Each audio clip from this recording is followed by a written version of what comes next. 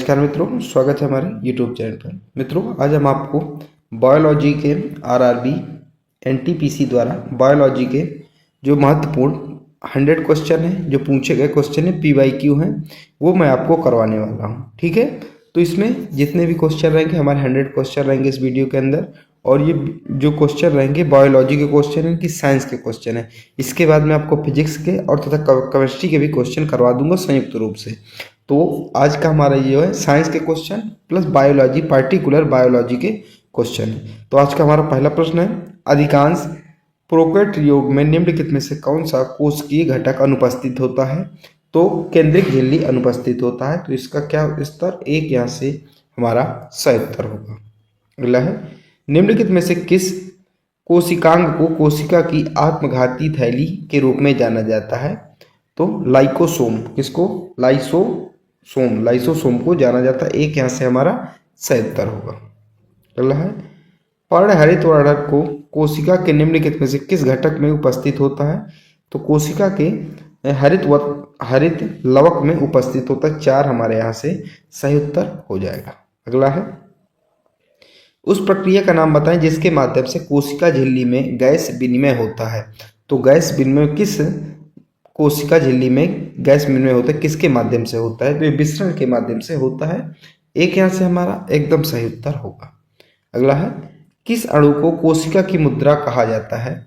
तो कोशिका ऊर्जा मुद्रा किस अणु को कहा जाता है? तो कोशिका की ऊर्जा मुद्रा, तो हमारा ATP इसका सही उत्तर होगा। 4 यहाँ से हमारा एकदम सही उत्तर होगा। अगला है, निम्नलिखित में से कौन कोशिका विभाजन को बढ़ावा देती है? आप चित्र में देख सकते हैं कोशिका विभाजन। तो कोशिका विभाजन को बढ़ावा देती है, कौन देता है? तो साइटोकाइनिन देता है। एक यहाँ से हमारा सही उत्तर हो जाएगा। ठीक है, अगला है, कवक की कोशिका भित्ति कठोर जटिल शर्करा से बनी होती है, जिसे कहते हैं, जिसे क्या कहा जाता है? तो काइटिन कहा जाता है। क्या? काइटिन कहा जाता है। एक यहाँ से हमारा सही उत्तर होगा। अगला है, DNA का एक भाग है जो प्रोटीन के लिए जानकारी प्रदान करता है। तो किस प्रोटीन के लिए? तो जीन। तो जीन DNA का एक भाग है जो प्रोटीन के लिए जानकारी प्रदान करता है। तो जीन ही हमारे यहाँ से सही उत्तर हो जाएगा। अगला है, मध्यवर्ती पट्टिका पर कोशिका के केंद्र में गुणसूत्रों का संकरण समसूत्रण की किस अवस्था का निर्माण करता है? तो किस अवस्था का? तो मध्य अवस्था का निर्माण करता है। 4 यहाँ से सही उत्तर होगा। अगला है, राइबोसोम बनाते हैं। तो राइबोसोम क्या बनाते हैं? तो राइबोसोम जो है प्रोटीन बनाते हैं। 3 यहाँ से हमारा सही उत्तर हो जाएगा। अगला है, निम्नलिखित में से कौन सा शैवाल प्रोटीन से भरपूर होता है? तो कौन सा शैवाल जो प्रोटीन से भरपूर होता है? तो इसका सही उत्तर होगा ऑप्शन नंबर A और ऑप्शन नंबर C, यानी कि स्पिरुलिना और क्लोरेला, यानी कि ऑप्शन नंबर तीसरा यहाँ से A और C दोनों।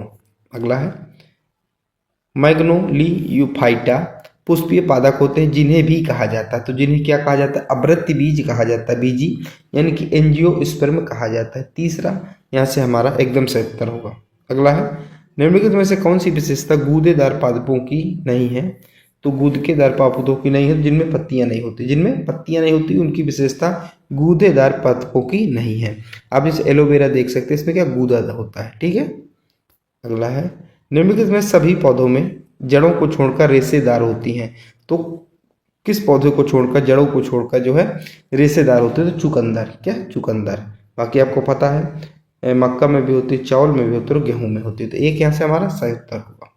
अगला है, निम्नलिखित में से कौन सा पादप मूल ग्रंथि में पाए जाने वाले राइजोबिया जीवाणु के साथ परस्पर सहजीवी संबंध के कारण वायुमंडलीय नाइट्रोजन का स्तरीकरण नहीं करता? तो ये फाइकस नहीं करता। क्या? फाइकस नहीं करता। एक यहाँ से सही उत्तर होगा। अगला है, पौधे में प्रोटीन और अन्य यौगिकों के संश्लेषण में किस आवश्यक तत्व का उपयोग किया जाता है? तो नाइट्रोजन का उपयोग किया जाता है। तीसरा यहाँ से सही उत्तर होगा। अगला है, टच मी नॉट पौधे का वैज्ञानिक नाम क्या है? यानी कि टच मी नॉट, यानी जिसे छुई मुई का पौधा कहा जाता है, इसका वैज्ञानिक नाम क्या है? तो इसे मिसोसा पुडिका कहा जाता है। क्या? मिसोसा पुडिका कहा जाता है। 3 यहाँ से सही उत्तर हो जाएगा। ठीक है, इसको कहा जाता है छुई मुई का पौधा। जैसे आप उस पौधे को छूते हैं तो पौधे की पत्तियां का सिकुड़ जाती है। जैसे आपने इस अंग को छुआ है, चित्र में देखिए, तो ये पत्तियां क्या हो गई, सिकुड़ गई। जैसे आप इसको छुएंगे तो इतना सिकुड़ जाएगा, ये फिर थोड़ी देर बाद ये अपनी उसी अवस्था में भी आ जाता है। ठीक है, इसका वैज्ञानिक नाम आपको याद रखना है, मिसोसा पुडिका इसका वैज्ञानिक नाम है, आपको ये बहुत इंपॉर्टेंट याद रखिएगा। अगला है, पौधों को 5 समूहों में विभाजित किया जाता है, निम्न में से कौन सा एक पौधे का समूह नहीं है। तो कौन सा कह रहा है एक पौधे का समूह नहीं है जो 5 पौधों में विभाजित किया जाता है। तो प्रोटोकार्टेटा ये जो पौधे का समूह नहीं है, यानी कि प्लांट किंगडम नहीं है। अगला है, निम्न में से किस पादप समूह में नग्न बीज होते हैं।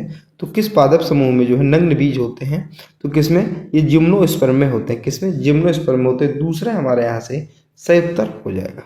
अगला है, सूर्य की ओर मुख किए हुए सूरजमुखी की गति कहलाती है। तो क्या कहलाती है, प्रकाशानुवर्तन कहलाती है, यानी कि फोटोट्रोपिज्म कहलाती है। एक यहाँ से हमारा सही उत्तर होगा। अगला है, निम्नलिखित कोशिका आतंगों में कौन सा पौध कोशिका में पाया जाता है लेकिन पशु में नहीं। तो हरित वलक जो है पाया जाता है, पशु कोशिका में पाया जाता है लेकिन पौधों में नहीं पाया जाता। ये यहाँ से सही उत्तर होगा। अगला है, निम्नलिखित में से कौन सा पौधा ब्रायोफाइटिया से संबंधित है। तो ब्रायोफाइटा से संबंधित है, तो ये मार्चेटिया है। क्या है, मार्चेटिया, यानी कि मार्चेटिया। तो ठीक है, 4 यहाँ से हमारा सही उत्तर हो जाएगा। अगला है, सेब से संबंधित रोग को किस रूप में जाना जाता है। तो सेब से संबंधित रोग इसे फायर ब्लास्ट के नाम से जाना जाता है। क्या, फायर ब्लाइट, फायर ब्लाइट के नाम से जाना जाता है। ठीक है, अब लोग सेब में देखिए कुछ इस प्रकार के दाग पड़ जाते हैं, इसे फायर ब्लाइट कहा जाता है। और ये जो प्रश्न है ये आरपीएफ का जब भी पेपर हुआ था, आरपीएफ वालों में ये क्वेश्चन, सेम क्वेश्चन पूछा गया था। अगला प्रश्न हमारा, लाइकेन एक ऐसा जीव है जो पर नजर रखता है। किस पे, वायु प्रदूषण पर नजर रखता है। तो लाइकेन को आप देख सकते हैं चित्र में, जो है आसानी से देख सकते हैं। अगला है, ब्रेफिसिका कैम्पेट्रिस किस पौधे का वनस्पतिक नाम है। तो किसका, जंगली सरसों का जो है वनस्पतिक नाम है। 4 यहाँ से सही उत्तर होगा।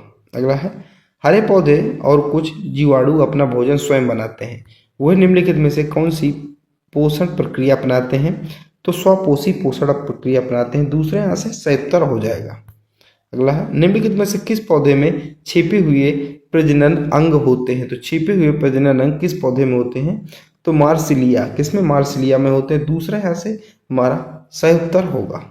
अगला है, निम्नलिखित में से कौन सा मुख्य ऊतक है जो पौधे में पानी को उसकी जड़ों से पत्तियों तक पहुंचाता है। देखिए, ये हमारा जैसे पौधा है, मैं आपको जूम करके बताता हूँ। ये हमारा क्या है, ये हमारा आप चित्र में देखते ये पौधा है। तो ये पौधे की क्या है, जड़ है। तो जड़ों में एक सिस्टम होता है इनके, उनसे कहा जाता है जाइलम। तो जाइलम जो है जड़ों से वाटर को, जड़ों से क्या करता है, वाटर को क्या पहुंचाता है, पत्तियों में पहुंचाता है। तो यहाँ से पानी लेगा और सारी पत्तियों में पानी देता है। तो ये किसके द्वारा करता है, इस सिस्टम के कारण इसे जाइलम कहा जाता है। ठीक है, अगला प्रश्न है हमारा, कह रहा इस पुष्प में स्त्री केसर है। तो पुष्प में जो स्त्री केसर क्या है, तो एक मादा जनन अंग है। तीसरा हमारे यहाँ से सही उत्तर हो जाएगा। आप चित्र में देखिए, जो किसे कहा जाता है स्त्री केसर, इस चीज को जो है स्त्री केसर के नाम से जाना जाता है, याद रखिएगा। ठीक है, अगला है, निम्नलिखित में से कौन सा जीवित जीवाश्म वृक्ष का उदाहरण। तो जीवित जीवाश्म वृक्ष का उदाहरण निम्नलिखित में से कौन सा है। तो किंगो बाइलोबा, क्या है, किंगो बाइलोबा है। एक यहाँ से हमारा सही उत्तर हो जाएगा। अगला है, पृथ्वी पर सबसे बुद्धिमान स्तनधारी है। तो पृथ्वी पर सबसे बुद्धिमान स्तनधारी डॉल्फिन है, याद रखिएगा। ठीक है, एक यहाँ से हमारा सही उत्तर होगा ए। अगला है, निम्नलिखित में से कौन सा जीव मोलस्का कुल से संबंधित है। तो मोलस्का कुल से कौन सा जीव संबंधित है। तो घोंगा संबंधित है, याद रखिएगा हमारा बी यहाँ से सही उत्तर होगा। अगला है, निम्नलिखित में से कौन सा जीव अलैंगिक प्रजनन प्रक्रिया द्वारा प्रजनन नहीं करता। तो एनेलिडा, क्या एनेलिडा नहीं करता। डी यहाँ से हमारा सही उत्तर होगा। अगला है, अकशेरुकी में कौन शामिल नहीं है। तो अकशेरुकी में कौन शामिल नहीं है। तो सर्पिसरस शामिल नहीं, क्या, सरीसृप शामिल नहीं। दूसरा हमारे यहाँ से सही उत्तर हो जाएगा। अगला है, पक्षियों के अध्ययन को कहते हैं। तो पक्षियों के अध्ययन को क्या कहा जाता है। तो ऑर्नियोथोलॉजी, यानी कि पक्षी विज्ञान कहा जाता है। ठीक है, तो 2 यहाँ से हमारा सही उत्तर हो जाएगा, यानी कि पक्षियों के अध्ययन को। अगला है, निम्नलिखित में से कौन सा कथन मछलियों के बारे में सही नहीं है। तो तीसरा जो कथन है मछलियों के बारे में एकदम सही नहीं। इसमें क्या है, मछलियों में दोहरा परिसंचरण होता है। तो ये बिल्कुल गलत बात है। अगला है, समान घरेलू मक्खी का प्राणी नाम क्या है, यानी कि वैज्ञानिक नाम क्या है। तो इसका वैज्ञानिक नाम है मस्का डोमेस्टिका, क्या मस्का डोमेस्टिका इसका वैज्ञानिक नाम है। दूसरा हमारा इसका सही उत्तर हो जाएगा। अगला है तितली के जीवन चक्र में तीसरे चरण यानी कि लार्वा के बाद को क्या कहा जाता है। देखिए जब तितली बनती है तो उसमें 3 चरण होते हैं। मैं आपको थोड़ा सा जूम करके दिखा, तितली बनने से पहले 3 चरण होते हैं। कौन कौन से? सबसे पहले एग होता है, अंडे होते हैं, ठीक है।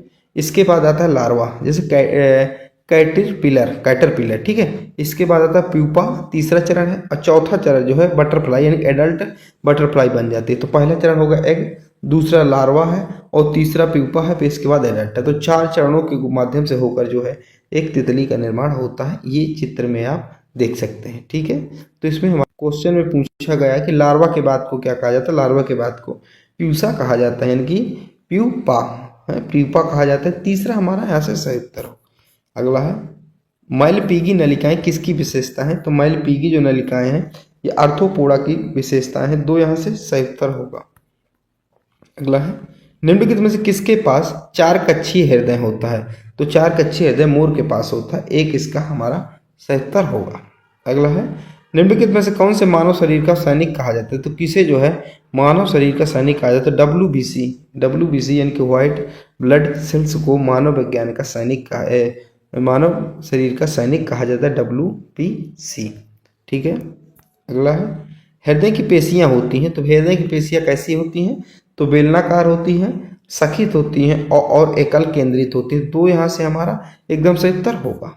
अगला है निम्नलिखित में से क्या भोजन कार्बन डाइऑक्साइड और नाइट्रोजन युक्त अपशिष्टों को गोलित रूप में स्थानांतरित करता है। तो क्या बात सही है। तो किसमें करता है, ये प्लाज्मा में करता है। 1 यहाँ से हमारा एकदम सही उत्तर होगा। अगला है मानव हृदय में अनुशीतलन के दौरान निम्नलिखित में से कौन सी घटना घटित होती है। तो कौन सी घटना। तो रक्त नीले में प्रवेश करता है, ये घटना घटित होती है। दूसरा यहाँ से हमारा सही उत्तर होगा। अगला है हृदय चक्र क्या है। हृदय चक्र किसे कहा जाता है। तो हृदय के संकुचन और शिथिलन का एक चक्र क्या कहलाता है, हृदय चक्र कहलाता है। तीसरा यहाँ से सही उत्तर होगा। अगला है रक्तदाब के संबंध में निम्नलिखित में से कौन सा कथन असत्य है। तो जो रक्तचाप के संबंध में अगर बात करें तो धमनियों की तुलना में शिराओं का बहुत कम अधिक दाब होता है। तो 1 यहाँ से सही उत्तर हो जाएगा। अगला है निम्नलिखित में से किस रक्त को सर्वदाता कहा जाता है। सर्वदाता जिन ब्लड ग्रुप ओ जिनका यानी कि ब्लड ग्रुप क्या है वो है, उन्हें सर्वदाता कहा जाता है। अगला है निम्नलिखित में से कौन सी नलिका है जो हृदय से निकलती है और शरीर में विभिन्न अंगों में रक्त संचारित करती है। तो कौन सी नलिका है, वो धमनी है। तो धमनी क्या करती है, हृदय से निकलती है और शरीर के विभिन्न अंगों पर रक्त क्या है, संचारित करती है। तो तीसरा यहाँ से सही उत्तर होगा। अगला है नीले की भित्ति अलिंदी के भित्ति से होती है। तो नीले की भित्ति जो है अलिंदी की भित्ति से कैसी होती है, मोटी होती है, ठीक है। अगला प्रश्न है, देखिए 50 क्वेश्चन हो गए मेरे, मैं आपको 100 क्वेश्चन टोटल करवाऊंगा। ये सारे क्वेश्चन क्या है, PYQ है, रेलवे द्वारा NTPC द्वारा पूछे गए प्रश्न है। और इस वीडियो का सोर्स क्या है, इस वीडियो का सोर्स है विभिन्न किताबें हैं जिनके मैं क्वेश्चन आपको छांट कर लाया हूँ। तो आप लोगों के अगर पास हो PYQ तो आप लोग मिला लीजिएगा, ये PYQ है, ठीक है। इसके बाद मैं आपको फिजिक्स के, इसके बाद फिर केमिस्ट्री के दोनों के करवा दूंगा, ये बायोलॉजी के हैं, ठीक है। अगला है मानव के अमाशय द्वारा कौन सा अम्ल उत्पादित होता है। तो HCl, कौन सा, चौथा हमारा इसका सही उत्तर होगा, अमाशय द्वारा अम्ल मिलता है। अगला है समान स्थितियों में अम्ल की क्रिया से अमाशय के आंतरिक भाग की रक्षा कौन करता है। तो जो आंतरिक भाग की रक्षा कौन करता है, तो हमारा इसका सही उत्तर होगा ऑप्शन नंबर 3 स्लेम। कौन करता है, श्लेष्म करता है। तीसरा ऐसा सही उत्तर होगा। अगला है निम्न में से किस प्रक्रिया के माध्यम से भोजन आहार नाल में जाता है। तो भोजन जो है आहार नाल में जाता है, किस प्रक्रिया के माध्यम से जाता है, वो अंतर्ग्रहण प्रक्रिया के माध्यम से जाता है। क्या, अंतर्ग्रहण प्रक्रिया के माध्यम से जाता है। 1 इसका सही उत्तर हो जाएगा। अंतर्ग्रहण प्रक्रिया का मतलब होता है कि जब हम कोई चीज़ खाते हैं उसे अंतर्ग्रहण प्रक्रिया कहा जाता है, जब कोई चीज़ हम मुंह में रखते हैं। अभी अगले क्वेश्चन में आपको बताऊंगा। अगला है भोजन के पाचन में कौन सहायता करता है। जो भोजन के पाचन में जो लार जिसे सलाइवा कहा जाता है, ये बहुत ही अपनी महत्वपूर्ण भूमिका निभाता है। निम्नलिखित में से कौन सा पाचन तंत्र के चरणों का सही क्रम है। तो पाचन तंत्र के जो चरणों का सही क्रम क्या है, तीसरा। देखिए अंतर्ग्रहण यानी कि भोजन लेना, इसके बाद पाचन, ठीक है। तो भोजन के छोटे टुकड़े होना, फिर अवशोषण को करना यानी कि जिसमें अच्छी अच्छी चीज़ें हैं उनको ऑब्जर्व करना, फिर बहिक्षेपण यानी कि मल द्वारा उसको बचे हुए को त्याग देना। अभी देखिए भोजन तंत्र में निम्नलिखित चरणों का प्रयोग किया जाता है। जैसे अंतर्ग्रहण, अंतर्ग्रहण का मतलब होता है भोजन लेने की प्रक्रिया। फिर होता है पाचन, तो बड़े अणुओं वाले भोजन को छोटे पानी में घुलनशील अणुओं में तोड़ा जाता है। फिर इसके बाद अवशोषण, तो पचा हुआ भोजन रक्त प्रवाह में चला जाता है। इसके बाद विक्षेपण, अपच भोजन को मल के रूप में बाहर निकाल दिया जाता है। ये प्रमुख रूप से क्या होता है, 4 चरणों द्वारा भोजन हमारा पचता है, लिया जाता है। अगला है, निम्नलिखित में से कौन आहार नली में अम्लीय भोजन को छरी में परिवर्तित करता है। तो आहार नली में अम्लीय भोजन को छरी में कौन परिवर्तित करता है, तो हमारा 56 का होगा पित्तरस। कौन होगा, पित्तरस। और पित्तरस कहाँ से निकलता है ये भी मैं आपको अभी बताऊंगा। तो पित्तरस जिसे विली जूस कहा जाता है, क्या विली जूस कहा जाता है, यकृत यानी कि लीवर द्वारा निकलता है। तो बहुत पूछा जाता है, ये पित्तरस यानी कि विली जूस शरीर के किस अंग द्वारा निकलता है, तो ये निकलता है लीवर द्वारा निकलता है, जैसे यकृत हिंदी में कहा जाता है। और पित्ताशय यानी कि गाल ब्लैडर में क्या होता है, ये जमा हो जाता है। जब पेट से निकलकर छोटी आंत में पहुंचता है, जब भोजन जो है पेट से निकलकर छोटी आंत में पहुंचता है तो पित्तरस उत्सर्जित होता है। ठीक है। अगला है, निम्नलिखित में से आहार नाल का कौन सा भाग कार्बोहाइड्रेट, प्रोटीन और वसा का संपूर्ण पाचन करता है, तो कौन सा भाग करता है, तो ऑप्शन नंबर चौथा छोटी आंत करता है। 4 हमारा इसके सही उत्तर होगा। अगला है, निम्नलिखित में कौन सा वसा के पयासीकरण में शामिल होता है, तो वसा के पयासीकरण में कौन सा शामिल होता है, तो यकृत शामिल होता है, जिसे लीवर कहा जाता है, याद रखिएगा एक। अगला है, निम्नलिखित में से कौन तंत्रिकांत तंतुओं से बना होता है जो प्रतिवर्त क्रियाओं में मध्यस्थ करता है और मस्तिष्क के आवेगों को संचारित करता है, तो कौन है, तो इसका सही उत्तर क्या होगा, मेरुरज्जु। मेरुरज्जु का मतलब जिसे स्पाइनल कॉर्ड कहा जाता है, ये पीछे का जो पूरा ये स्पाइनल कॉर्ड जिसे कहा जाता है। ठीक है, याद रखिएगा।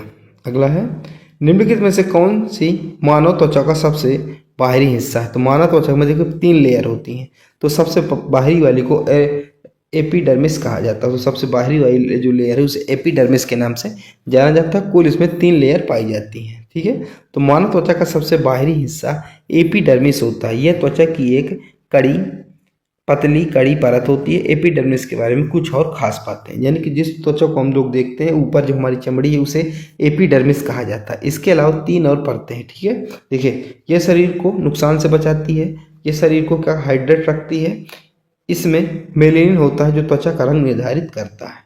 एपिडर्मिस में 3 तरह की कोशिकाएं होती हैं। क्या 3 तरह की कोशिकाएं होती हैं, एपिडर्मिस की मोटाई शरीर के अलग अलग हिस्सों पर होती है। जैसे पलकों पर जो एपिडर्मिस है ये चमड़ी सबसे पतली होती है, जैसे हाथ पे तलवों पे क्या होती है, जो चमड़ी होती है सबसे अधिक होती है। और त्वचा के 2 अन्य भाग कौन कौन से, जैसे डर्मिस और सबक्यूटेटस कहा जाता है।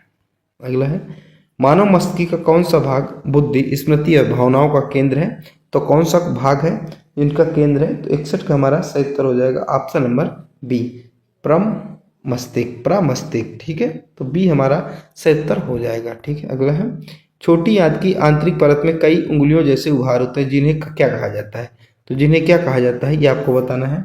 तो जिन्हें दीर्घ रोम कहा जाता है, क्या दीर्घ रोम कहा जाता है, तीसरा हमारा यहाँ से सही उत्तर होगा। अगला, यूरिया का उत्पादन होता है, तो जो यूरिया है इसका उत्पादन कहाँ से होता है ये आपको बताना है। तो इसका यकृत इसका सही उत्तर होगा, यानी कि लीवर। तो यूरिया का उत्पादन जो है लीवर से होता है, और आपको चित्र में ये लीवर दिखाई दे रहा होगा। तो यूरिया का उत्पादन यहीं से होता है। ठीक है, मानव शरीर में एंजाइम और हार्मोन दोनों का स्राव करने वाली कौन सी है, ग्रंथि कौन सी है, तो बहुत इंपॉर्टेंट क्वेश्चन है कि ऐसी भी हमारे शरीर में एक ग्रंथि पाई जाती है, ग्लैंड पाई जाती है जो हार्मोन्स भी रिलीज करती है और एंजाइम भी रिलीज करती है। उसका नाम है अग्नाशय, जिसे पेनक्रियाज के नाम से जाना जाता है इंग्लिश में। तो 2 हमारे इसका सही उत्तर होगा। आप लोग इसको देख रहे हैं, इसी को कहा जाता है पेनक्रियाज यानी कि अग्नाशय। ये इसके पीछे दिखाई दे रहे होगी यहाँ पर। ठीक है, थोड़ा सा इसे कहा जाता है पेनक्रियाज यानी कि अग्नाशय। अगला है, निम्नलिखित में से क्या मनुष्यों में बौनेपन के लिए उत्तरदायी है, तो बौनेपन के लिए उत्तरदायी कौन सा है, तो जो बौनेपन के लिए उत्तरदायी है ये किसे माना जाएगा, ये प्यूटरिटी यानी कि पीयूष ग्रंथि को माना जाएगा। तो इसका 2 हमारा सही उत्तर हो जाएगा, किसको, 2 हमारा इसका सही उत्तर हो जाएगा। ठीक है, अगला है, पीयूष ग्रंथि को मास्टर ग्रंथि भी कहा जाता है शरीर की, ये भी याद रखिएगा। अगला है, निम्नलिखित में से कौन सा मानव रक्त में उपस्थित वर्णक है जो हमारे फेफड़ों में ऑक्सीजन को शरीर के सभी भागों में ले जाता है, तो हीमोग्लोबिन इसका सही उत्तर हो जाएगा। और हीमोग्लोबिन के कारण ही हमारे शरीर का जो ब्लड होता है वो क्या होता है, लाल होता है। अगला है, पित्त द्वारा स्रावित होता है। तो पित्त किसके द्वारा स्रावित होता है, यानी कि पित्त का जो रिलीज किसके द्वारा होता है। तो पित्त किसके द्वारा रिलीज होता है, मैंने आपको बताया यकृत यानी कि लीवर के द्वारा रिलीज होता है। 4 हमारे यहाँ से 77 हो जाएगा। ठीक है, आपको याद रखना है। अगला है छोटी और बड़ी आंत में के बीच कौन सी लंबी है, कौन सी लंबी है। तो छोटी और बड़ी मानव आंत में लंबी इसमें से दोनों में से कौन सी है, तो इसमें से छोटी आंत लंबी है, यानी कि नाम छोटा है लेकिन है बड़ी। ठीक है, अगला है एक सामान्य मनुष्य में कितने लिंग गुणसूत्र होते हैं। तो कितने होते हैं, 2 होते हैं। कौन से, 2 होते हैं। ठीक है, तो यहाँ से तीसरा हमारा 77 हो जाएगा। ठीक है, एक एक्स होता है, एक वाई, एक्स वाई होता है। तो ठीक है, ये होते हैं। अगला है हमारे शरीर में वसा संचय करने वाला ऊतक कौन सा है। तो ये वसा ऊतक है, 2 इसका 77 हो जाएगा। अगला है मानव शरीर में कौन सा अंग पित्त रस का उत्पादन करता है। देखिए कितनी बार यही क्वेश्चन बार बार आ रहा है, क्योंकि ऐसे क्वेश्चन पूछे जाते हैं। तो यकृत करता है, मैं आपको अभी ये तीसरी बार बता चुका हूँ। लीवर जो है मानव शरीर में पित्त रस का उत्पादन करता है। पित्त रस यानी कि जूली बीज, जिसे जूस कहा जाता है, विली जूस कहा जाता है। अगला है मानव श्वसन से क्या छोड़ता है। तो मानव जब सांस लेता है तो ऑक्सीजन सांस लेता है, छोड़ता क्या, कार्बन डाइऑक्साइड छोड़ता है। ये आप सभी को क्या है पता है। ठीक है, अगला है एक स्वस्थ मानव की लार का पीएच के बीच रहता है। तो कि अगर स्वस्थ मानव है तो उसके लार का पीएच कितने से कितने तक रहेगा। तो 6.2 से 7.6 तक रहता है। तीसरा यहाँ से 77 होगा। अगला है आयोडीन के संश्लेषण के लिए आवश्यक है। तो आयोडीन के संश्लेषण के लिए क्या आवश्यक है, तो थायरॉक्साइन, क्या, थायरॉक्साइन। तो तीसरा यहाँ से 77 हो जाएगा। ठीक है, अगला है वक्र विफलता का उपचार समय समय पर किडनी मशीन से किया जाता है। इस प्रक्रिया को के रूप में जाना जाता है। देखिए इसका मतलब है किडनी, जब किडनी हमारी सही नहीं रहती तो उस समय क्या होता है, एक कृत्रिम किडनी को लगा दिया जाता है। तो जो काम हमारी किडनी करती है, फिल्ट्रेशन का जो जो काम होता है, तो वो मशीन जो है बाहर से हमारे शरीर को क्या करती, कंट्रोल करती, वही काम करती, उसे डायलिसिस कहा जाता है। तो कई बार पूछा जाता है कि जो डायलिसिस संबंधित उपचार किस शरीर के किस अंग के लिए किया जाता है, तो किडनी के लिए किया जाता है। ठीक है, ये आपको याद रखना है, हेमोडायलिसिस जो लिखा हुआ है।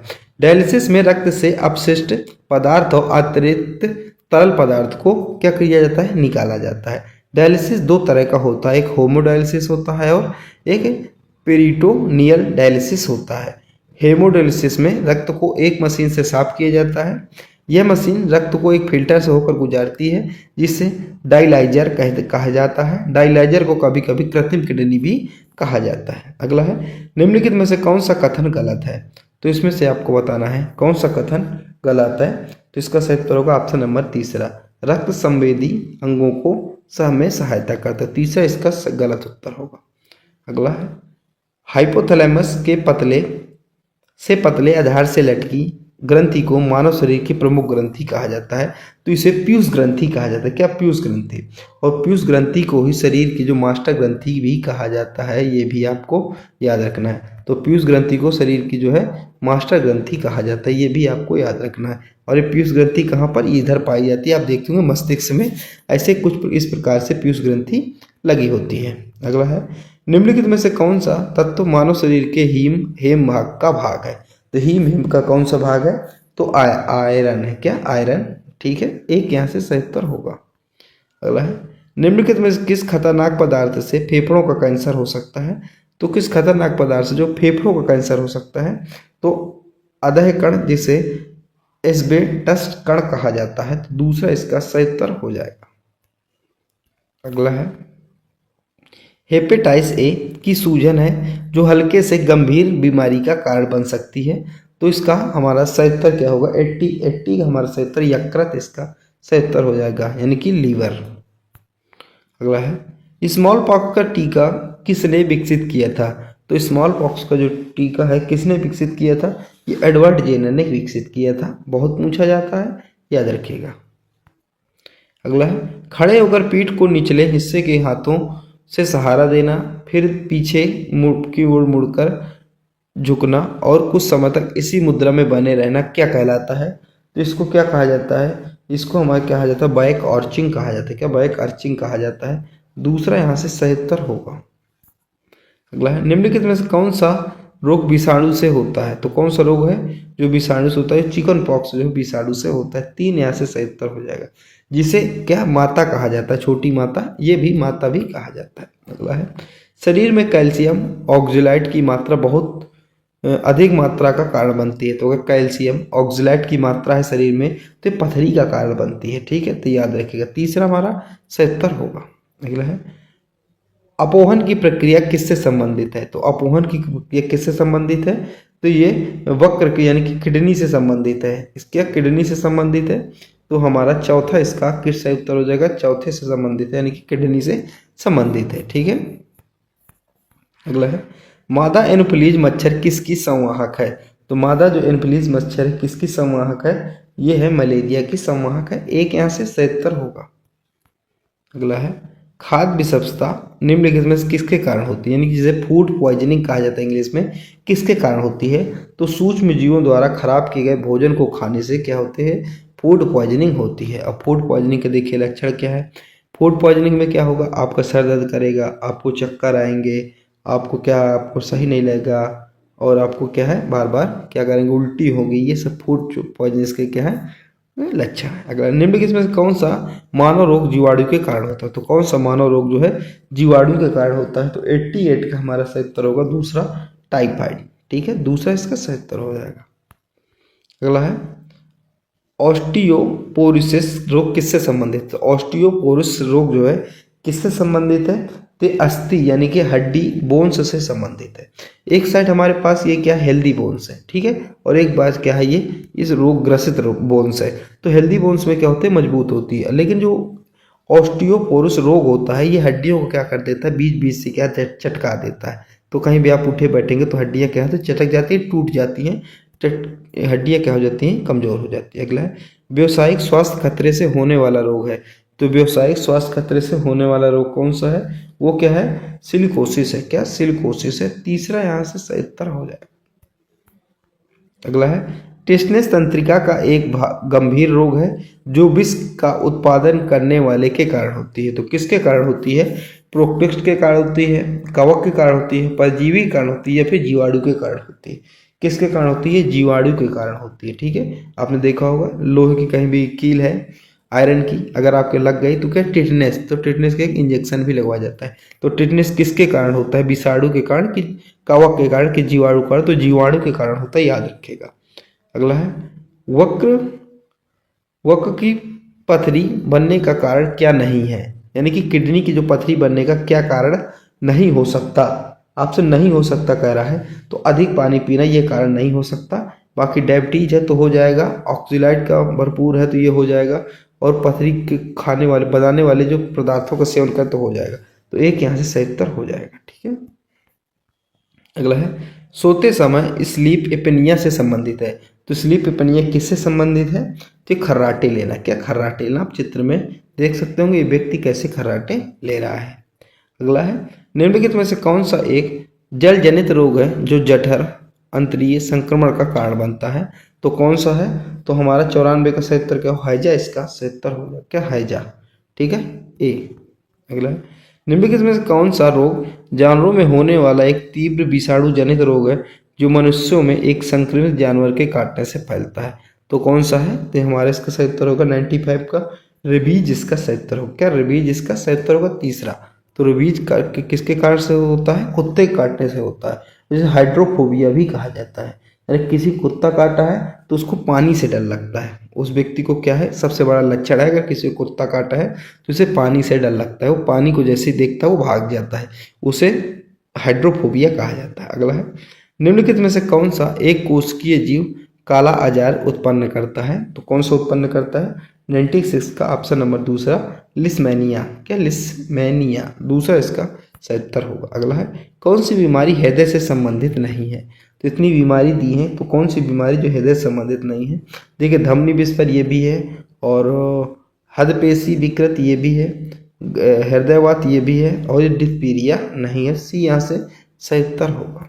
अगला है, अभय वजन रोगों के संदर्भ में रिक्टेटस की कमी के कारण होता है। रिक्टेटस यानी कि जो पैर हैं ऐसे हो जाते हैं, ऐसे कुछ यानी कि ऐसे, यानी बाहर की तरफ ऐसे मुड़ जाते हैं पैर।